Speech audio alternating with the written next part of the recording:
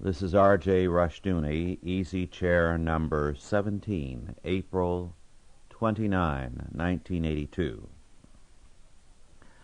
I'd like to start off this time by calling your attention to a magazine that two of you have a great deal to do with. It is the Conservative Digest for April 1982. If you'd like a copy, and I think you should get one, it's $1.50. Write to Conservative Digest 7777 Leesburg Pike, Falls Church, Virginia 22043. Now, the subject of the entire issue is one that Howard Phillips has been talking about for quite a while: how Washington funds the left. And editor John Lofton, again, one of you, has given this issue to that subject, including an article by Howard Phillips on the subject, as well as many other very able writers. This is something you should have in hand, by the way, as a reference material. For example, on page 3, there's a full page dedicated to the subject. If you thought funding for leftists ended with Carter, think again. And 30 of the grants to left-wing groups since Reagan took office are listed. These include some far-out groups: abortionist, feminist, and so on. Well, the next page, or 2 pages, lists 175 of the left-leaning groups that get your tax dollars. This goes on to the 3rd page, listing legal-oriented, aged, handicapped, energy, environment, unions, feminist, homosexual, birth control and abortion, and so on and on.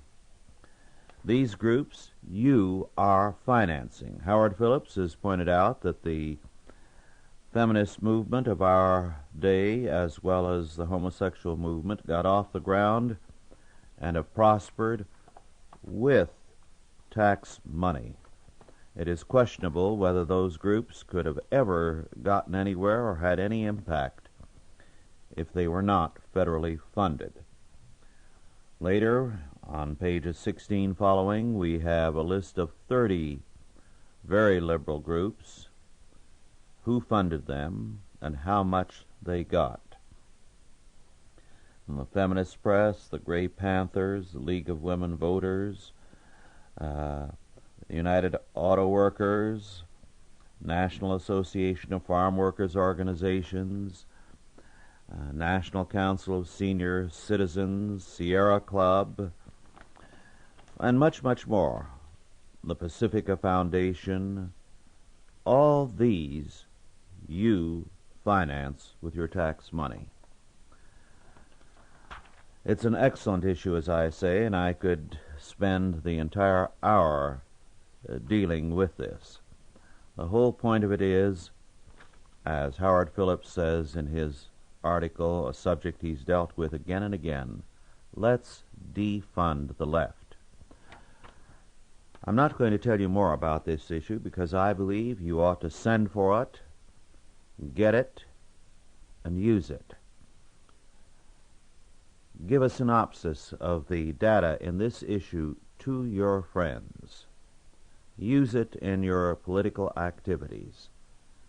You are financing right now your own destruction, and you had better know it. If you make that kind of statement, people will challenge you. Well, with this issue in hand, you can document everything very specifically.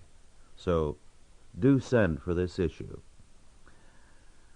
Now, I want to say something to Howard Phillips and John Lofton directly. I'd like to see another issue on how Washington funds the USSR. How we are financing Marxism in the Soviet Union and throughout the world with loans, governmental and federally inspired, credit, the transfer of technology, and a great deal more. We can defund Marxism the world over today if we take the initiative. Well, another article along the same lines is in the April 12, 1982 Inquiry magazine. It's a libertarian publication, very often excellent and sometimes rather irritating. But there is an excellent article in this issue, How to Really Cut the Budget, by David Boaz. And his point, of course, is that we are not having any real budget cutting. The so-called budget paring today actually means, at the minimum, a $32 billion budget increase.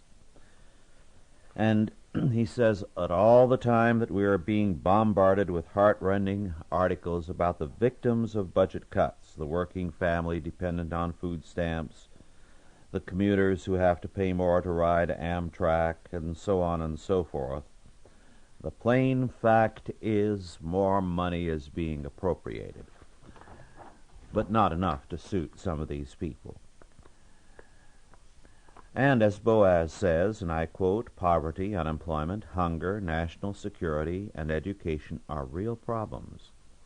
But the government spends more on them every year, and they just get worse. Yet our political leaders never propose any fundamental changes, unquote. Then he goes on to say, and again I quote, but a lot of the waste is inherent in government.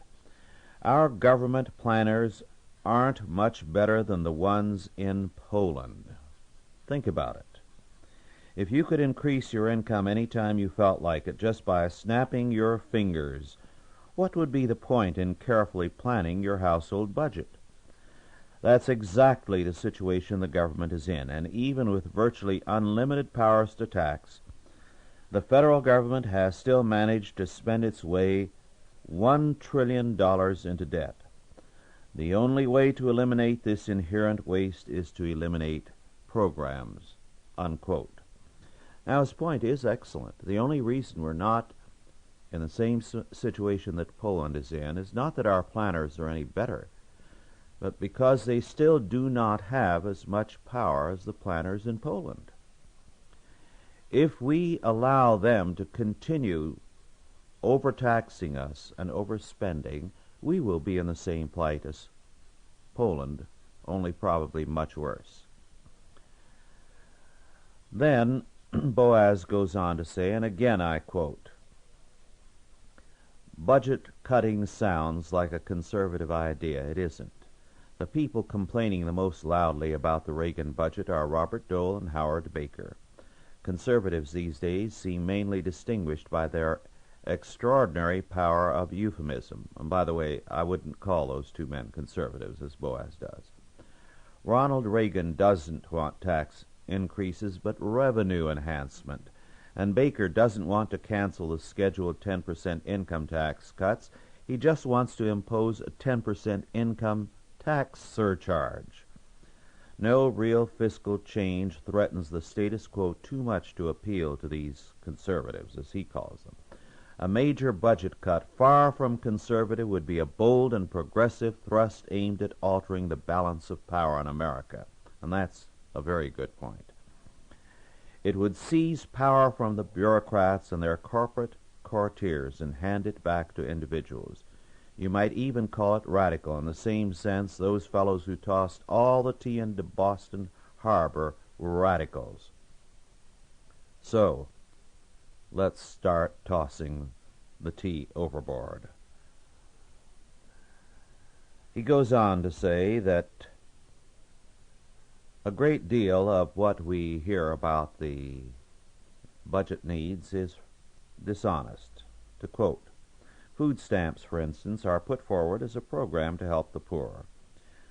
But when Reagan recently proposed trimming them, it wasn't Teddy Kennedy or Alan Cranston who denounced him. It was Bob Dole, whose Kansan constituents make a tidy profit off the program.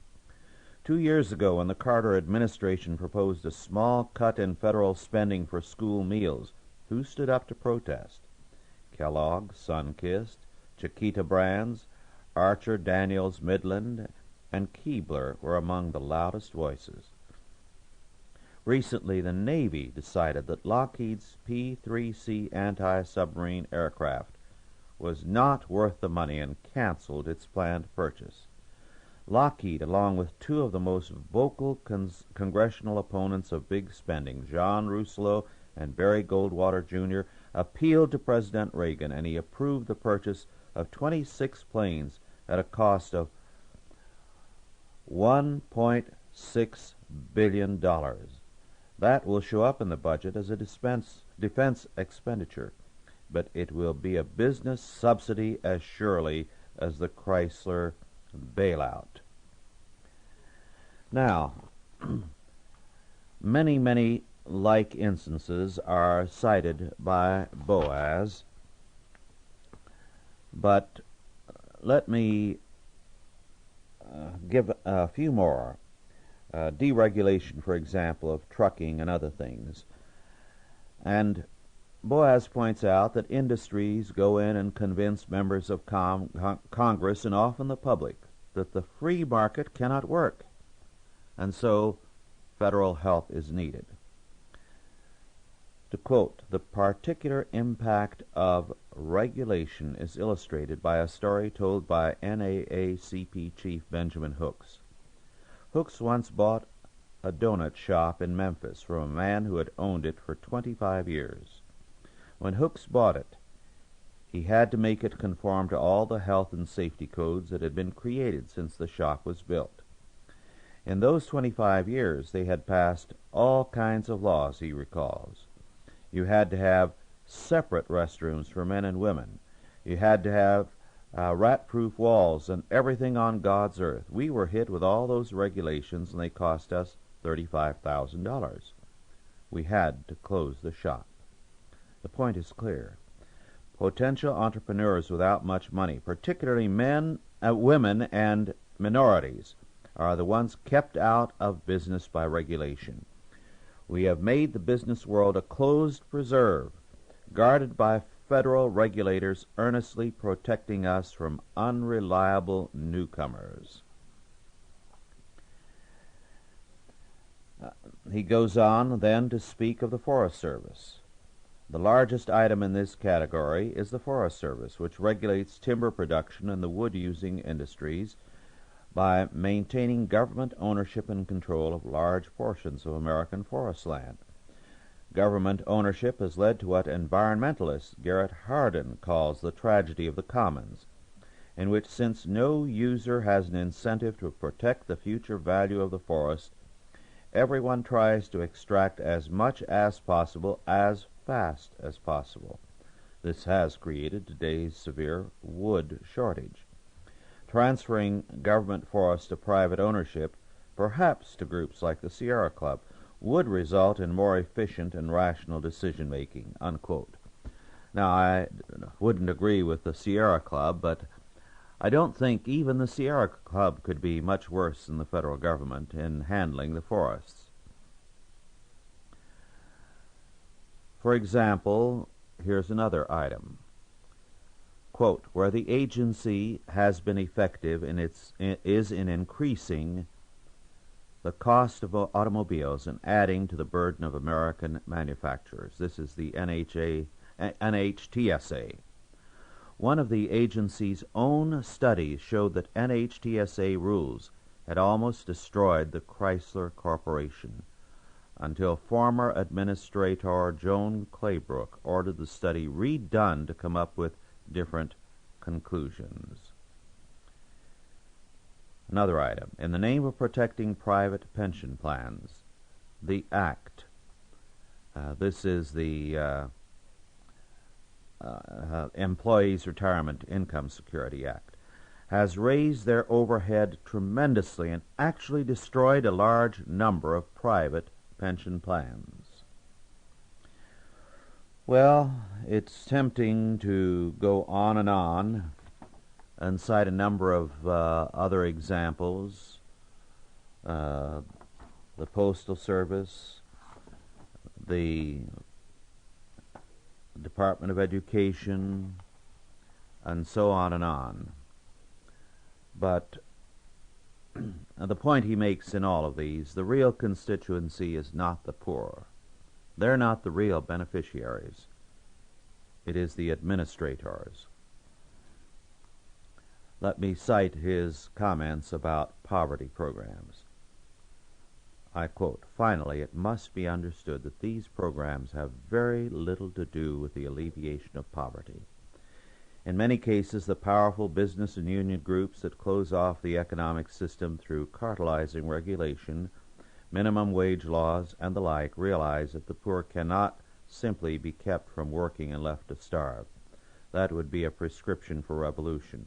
So they support social welfare legislation to keep the same people they have shut out of the economic system from revolting. Not only does such legislation divert attention from the real aims of those sponsoring it, it helps to build a powerful political machine. Such handouts don't alleviate poverty, however. Poverty is more a state of mind than an economic condition. It has to do with hope, or the lack of it. Plenty of college graduates and other young people live on incomes well below the poverty level. They don't consider themselves poverty-stricken because they see their present jobs as the first step to a career. It is the lack of hope, the despair at ever finding steady work, that characterizes poverty." Unquote. Now that's an exceptionally good point, which he does develop. And today, for great numbers of minority groups and for the lower classes, we are cutting off hope by our over-regulations and our destruction of the free market. Well, the defense budget, too, he touches on very briefly. And let me quote one item. Some 70% of our defense budget goes to maintain collective security agreements with other countries, primarily in Western Europe, the Middle East, and Asia. There are two problems with this. The most obvious is that American taxpayers are subsidizing the defense of wealthy countries like Japan and West Germany. Our commitment to Western Europe, for example, some $100 billion out of a total 1983 outlay of $216 billion, is the second largest item in the entire federal budget, exceeded only by Social Security. It is larger than what we spend on education, health, transportation, justice, or even on the defense of the United States itself." Unquote. Now, not only are we not defending ourselves, but we are giving money to these foreign governments to use for their own national defense, which means then they take their defense money and use it to build plants that compete with our automobile industry and other industries. This is insanity. All this was from Inquiry for April 12, 1982, and this issue is obtainable, I trust, from the Libertarian Review Foundation, 1320 G Street, Southeast, Washington, D.C., 20003, for $1.50. I commend it to your attention. Well, just a little item now before we abandon the economic and political scene. One of the books I read recently was a collection of studies edited by William L. Blackwell entitled Russian Economic Development, from Peter the Great to Stalin. The book is not now in print, but we are so used to thinking in terms of stereotypes that very often these mislead us seriously. One of the interesting items is about millionaire serfs in Tsarist Russia. Millionaire serfs? Yes. All a serf had to do was to, if he were not needed on the local estate of a nobleman, was to get permission and go to a city. And in return for a certain amount of what he made, he was free to do as he pleased. And a number of serfs did precisely this and became very wealthy. Let me quote from page 154. The founder of what became one of the great industrial fortunes in Moscow was Fyodor Alexeyevich Guchkov, an obrok-paying serf who was permitted by his master to migrate to the city at the end of the 18th century, that's the end of the 1700s, to set up a weaving shop. In less than 3 decades, he had developed one of the largest woolen factories in Russia and had put up the small fortune necessary to buy himself and his family out of serfdom. Fyodor Guchkov's devotion to business was surpassed by his loyalty to the community, which he had joined and of which he remained one of the leaders until his political exile and the repression of the last years of the reign of Nicholas I. He joined a group of the Old Believers.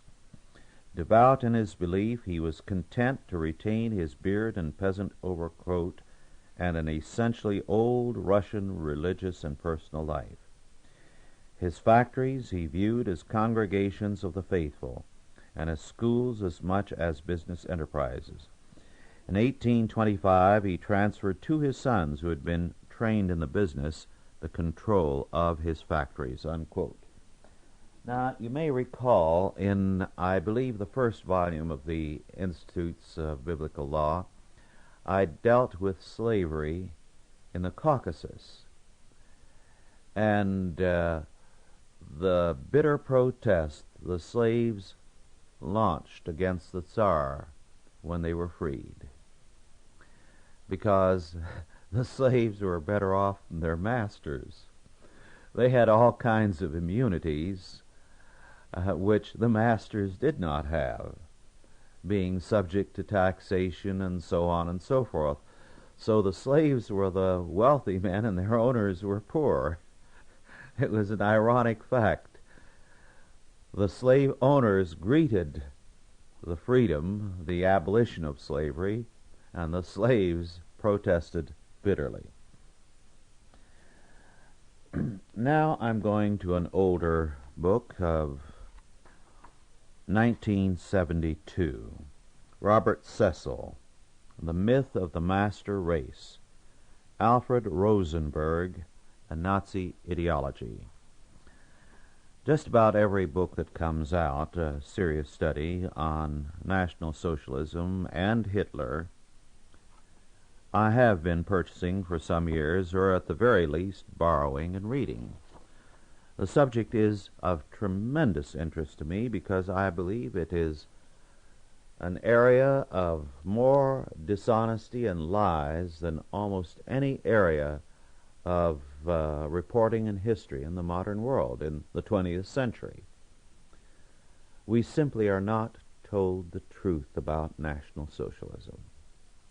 If we were told the truth, it would make too clear what we ourselves are today. Now, I could talk for a week on the mythology concerning National Socialism, but let me just touch on a few points. Rosenberg's key work was his Myth of the 20th century.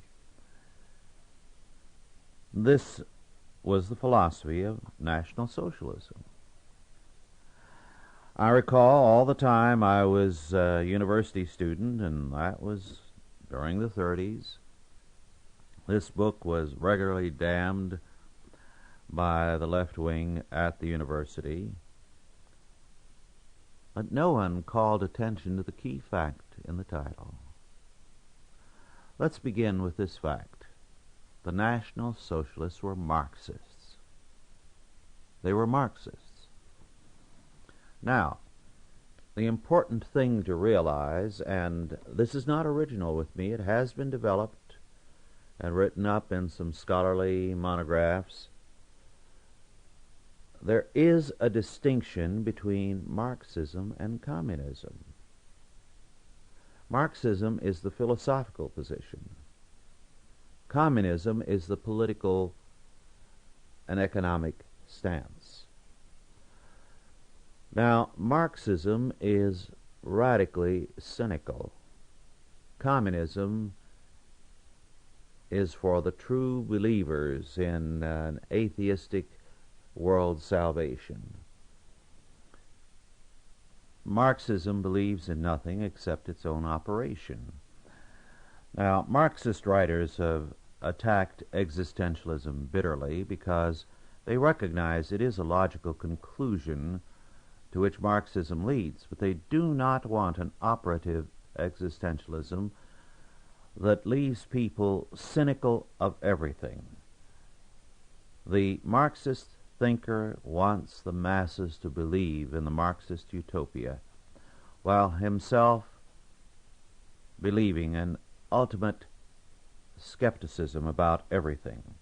This is why Alfred Rosenberg, as a National Socialist, developed his thesis, the myth of the master race, the myth of the 20th century. The whole point of National Socialism was, how can we make this radical cynicism operative? Man today is not an internationalist as the older Marxists want to believe. The Soviet experiment, Rosenberg felt, is a failure because they are trying to force an internationalism on simple folk who are not internationalists. They are nationalists. And even more, they often have very strong local loyalties. And so, let's have National Socialism. That will appeal to people. Moreover, people are wedded to the old forms, so let's retain the form of private property, the form of religion to a degree, the forms of the old order while emptying them of all content, so that a man will own his house on paper, but it will be totally controlled, regulated, and taxed to the point where he's paying a high rent to live in his supposedly own home. Thus, under the facade of private ownership, National Socialism effected a Marxist revolution. Now, this is what we're getting. The same thing. We are a nationalist socialist country today. We don't own our homes. The law, according to Supreme Court decisions, has made clear that we do not. And a couple of volumes have been published, I believe, by the University of Virginia Press. Sometime perhaps I'll deal with them. Or maybe I have, I don't remember at the moment. On the fact that the Supreme Court more than a century ago revived the language of feudalism to make us feudal serfs living under the overlord, the United States.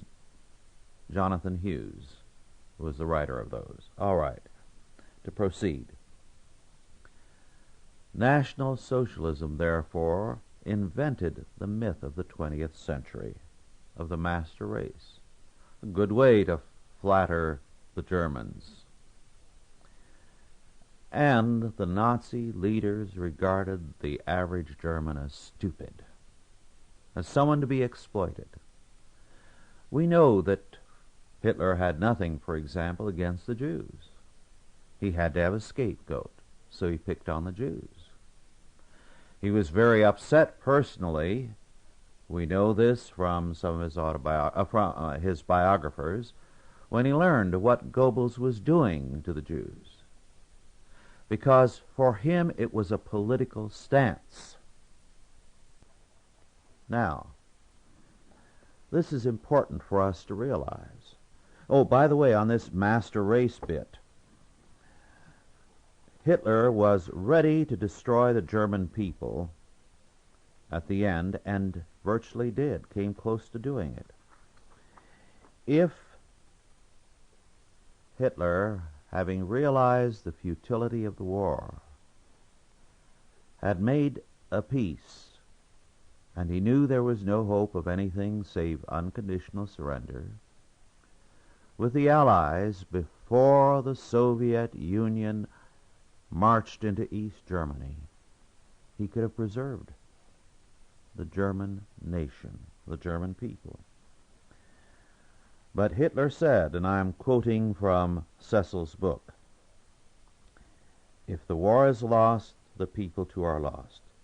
It is not necessary to pay attention to the basis required by the German people for even the most primitive further existence, for they have shown themselves to be the weaker, and the future belongs exclusively to the stronger Eastern peoples," unquote.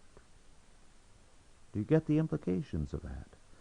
Hitler was saying, I'm going to let the Soviet Union win. They're Marxists, after all, and they're the stronger people. The Germans have proved to be a failure. So let them perish. That's how much concern Hitler had for the German people. Hitler thought no more of the Germans than he did the Jews. They were both there to be used, and if they stood in his way, to be destroyed. Moreover, Hitler's one faith, and he was a religious man, was in science. And all the Nazi leaders were dedicated to making science the religion of man in the future. There were plans to create a huge city which would be a center of scientific research, a center from whence they could go forth developing technology, developing theories, ideas, to command the world through science. This is why the German universities went overboard for Hitler. Here was the man of their dreams. Here was the man who was going to give science its rightful position and see to the reordering of all life in terms of science. Then indeed they would have scientific socialism, and mankind would not be ruled by the mythologies of religion or race or anything else, because Nazi philosophy was very clear. Race was the myth that they were going to use in the 20th century. Religion was not important enough any longer to serve as the current myth to rouse the people. Let's use race. I submit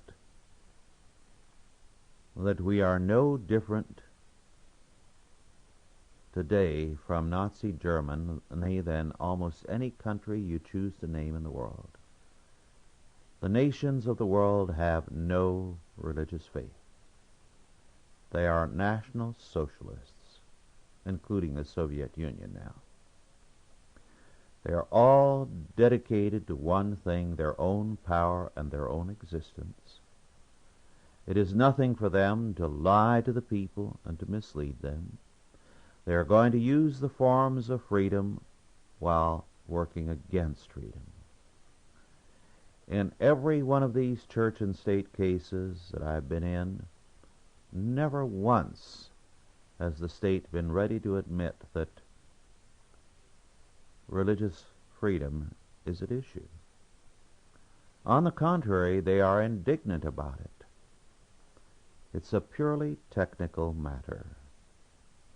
This or that regulation, which is a very harmless one, they assure us, is not being met. They are the soul of reason, and we are irrational and unreasonable.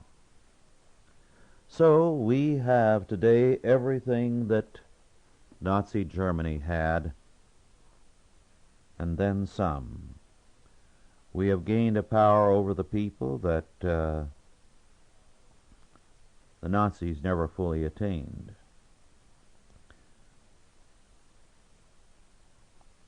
We are creating our own myths, and the myth of our day is the myth of equality and the myth of democracy, because never has the world been less democratic and at the same time more talk about democracy. Some years ago, an important book was published which gained too little attention. It was printed in this country in 1955, its first printing anywhere, and published by Henry Regnery, never reprinted. The author was Lord Percy of Newcastle, and the title, The Heresy of Democracy, a Study in the History of Government. The Heresy of Democracy is an exceptionally fine book. If I had the funds, I would, I think, reprint it. The whole point is that the heresy involved is the heresy of Vox Populi, Vox Dei. The voice of the people is the voice of God. Democracy says that the people must prevail. And whatever the people want, that is the truth.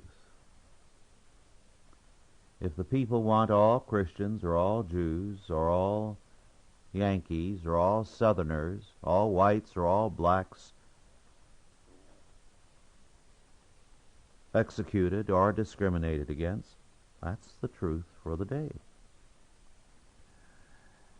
And democracy refuses to recognize any law over the law, any God over man. It is interesting that Lord Percy quotes Wellhausen.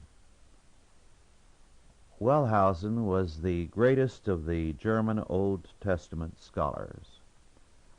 Every modernist seminary in this country is teaching the Graf Wellhausen theory concerning the Pentateuch or Torah, which reduces it to nonsense.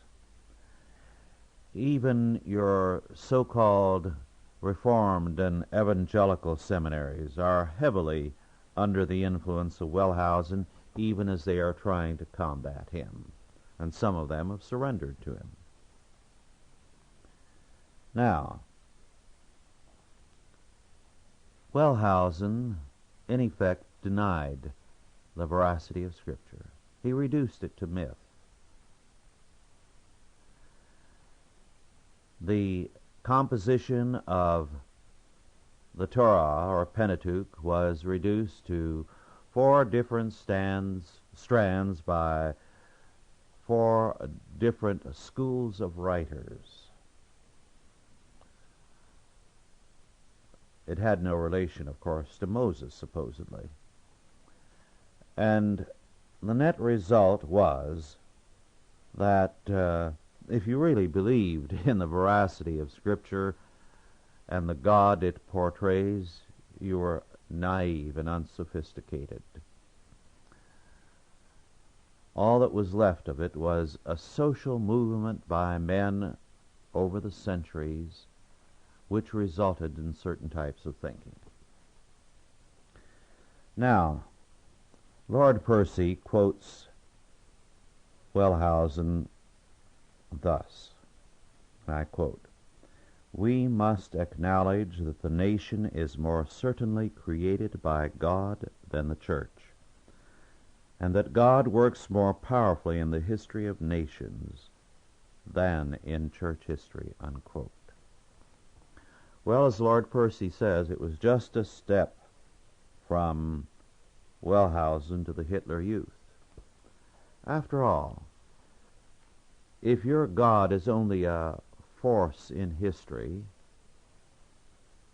and if your God has no law and you've reduced the law of God, the Torah, to rubble, then where does law appear? Why, in the place where the maximum force in history is concentrated, the state. The state, therefore, becomes the source of law. The state becomes the source of right and wrong. And as Nazi political philosophy very quickly said, there is no law above the state. And of course, Oliver Wendell Holmes made the same kind of statement in American history. Law is not logic, it's only experience, the experience of a people.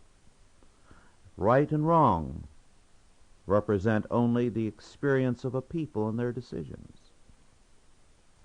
Very early in the days of the New Deal, or perhaps it was earlier, I don't recall now, Holmes was seated at a Washington banquet next to a labor leader who upbraided him for his shift from being anti-labor to pro-labor. And Holmes was very amused and rebuked the man and told him he was very naive, that in the 20s an anti-labor position represented the will of the people.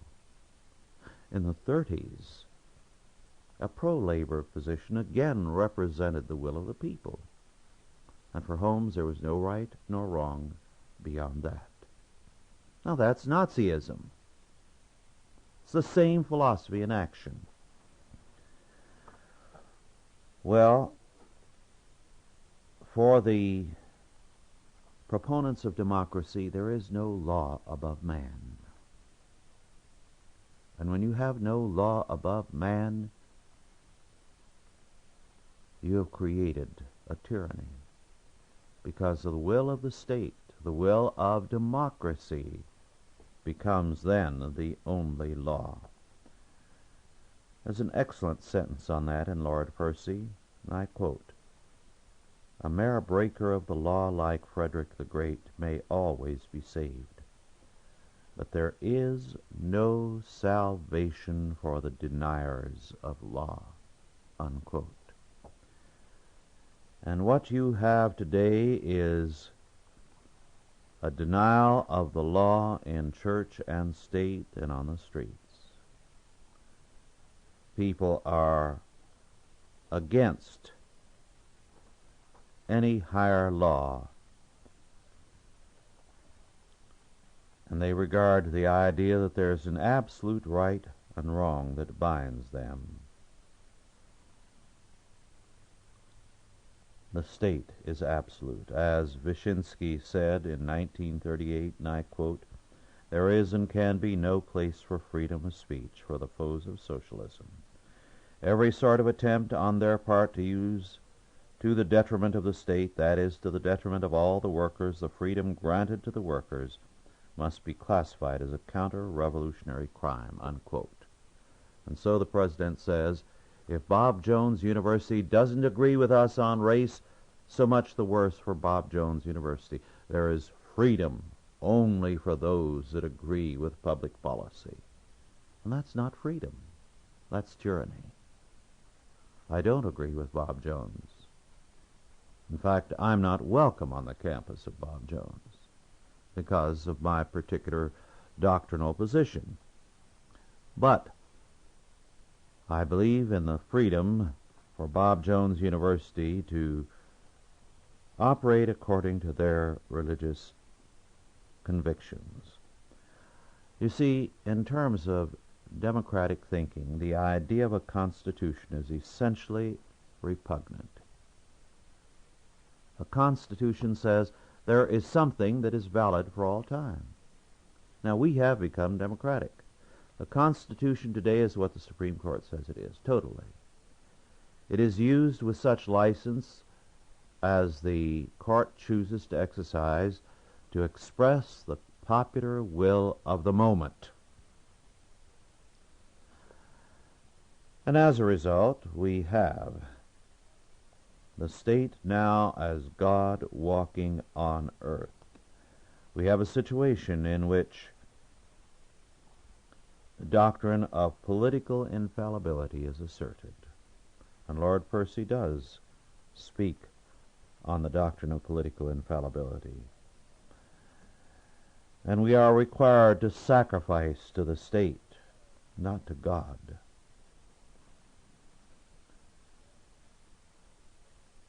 Well, Lord Percy has written an excellent book, one that does need reprinting. Let me just quote from the subtitle and the first two sentences of his last chapter, titled The Choice. The fundamental issue of belief, the recreation of human nature. There is one final word to be said among all the free world's political assets of belief and responsibility. The greatest is the belief which is beyond politics, the belief in the recreation of human nature.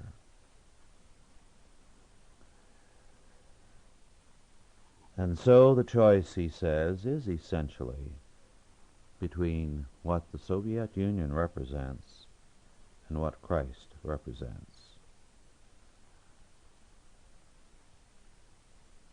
Well, now to go on to something else, also generally related to what we have been discussing. And I passed over some other things to turn to this. Again, it's from an older book that I picked up because it is in line with the general subject that I've been discussing today. It's a book published by the Viking Press in New York in 1970 by Wilfrid Blunt, B-L-U-N-T, The Dream King, Ludwig II of Bavaria. Now, this book is of interest because here we have the world of art and of politics coming together to give us the dream world of modern man. The difference is that we have in Ludwig a monarch. Today we have it in the modern socialist or democratic state. Ludwig was a man who built that remarkable castle and that overlooks the Rhine, the fairy tale castle. You've probably seen pictures of it somewhere. It's like something dreamed up for a Wagnerian opera set or a Hollywood set. And the entire castle he barely lived in. It was more a place to come and dream in from time to time.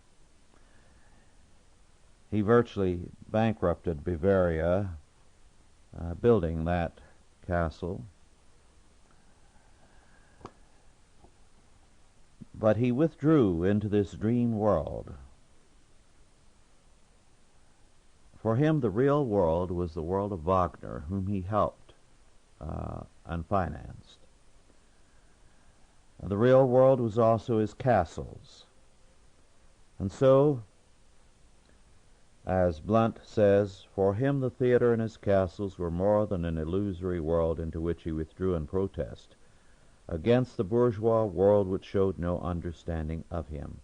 They were his very life, in which dream and reality were blended, and history lived again, not merely on stage. Here the king acted with an extreme skill and energy which he completely lacked in political matters. In no way did he ruin the state treasury by his undertakings, as is often alleged, but paid everything out of his own private purse. But when the privy purse ran heavily into debt and building had to stop, the king's life lost its purpose. Now, modern politics is based on the same kind of dreams, not Wagnerian dreams like Ludwig's, but dreams which have no relationship to reality, trying to make of man, or to remake out of man, something that the planners imagine he can be, trying to reorganize society from top to bottom in terms of a plan. This is simply a more sophisticated version of what Ludwig II represented.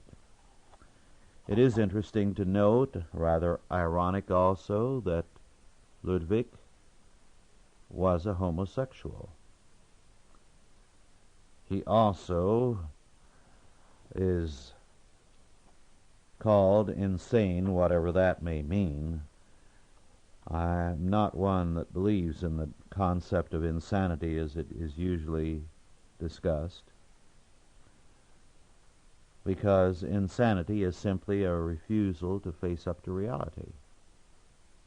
It's a deliberate flight from reality.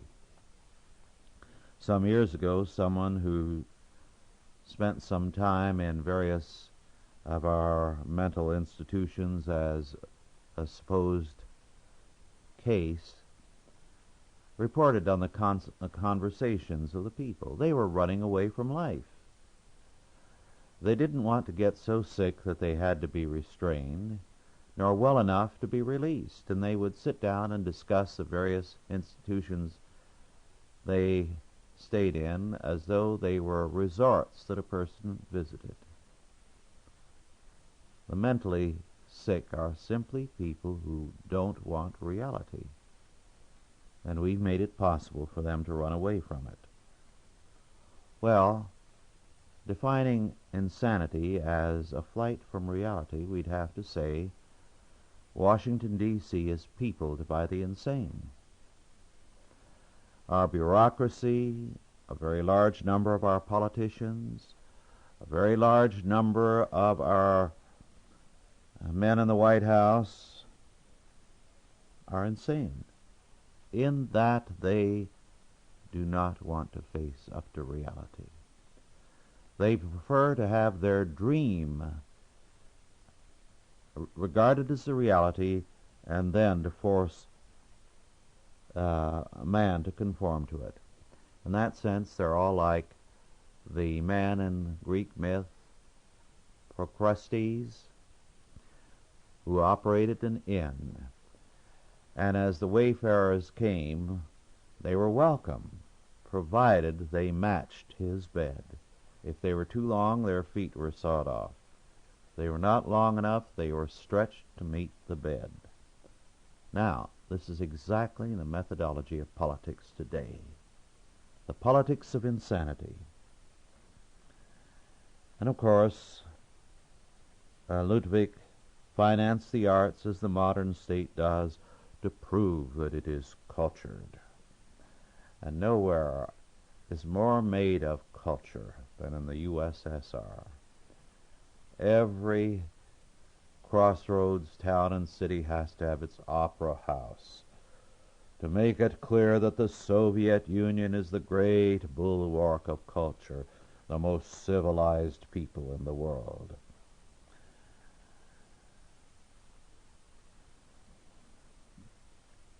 Ludwig once, by the way, had a horse as a dinner guest, so he operated in better company than some of our politicians today. Well, our time is drawing to a close. The material I've dealt with is somewhat grim at points. But remember this, these men are crazy. And if we're not, everything's in our favor. They're going to destroy themselves sooner or later. Perhaps unfortunately, others with them. But they're finished. Time is running out for these people all over the world, in the Soviet Union and in Washington. Now, we need to be alert and active. We need to be studying and thinking, preparing ourselves for reconstruction, Christian reconstruction, biblical reconstruction. We need to be electing men who can pick up the pieces and carry on. Men who know the score, who know what sound money is, for example. And men who are capable of honest politics.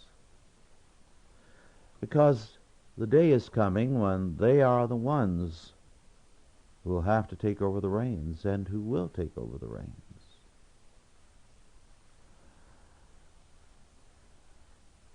A few years ago, I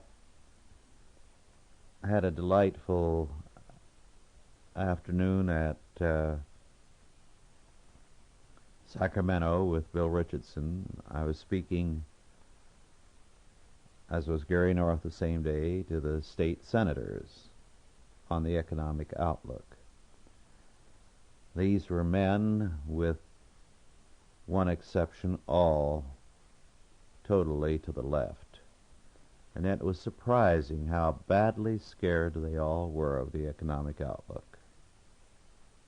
I commented on some of their private questions to me after the meeting to Bill Richardson in his office, and he laughed.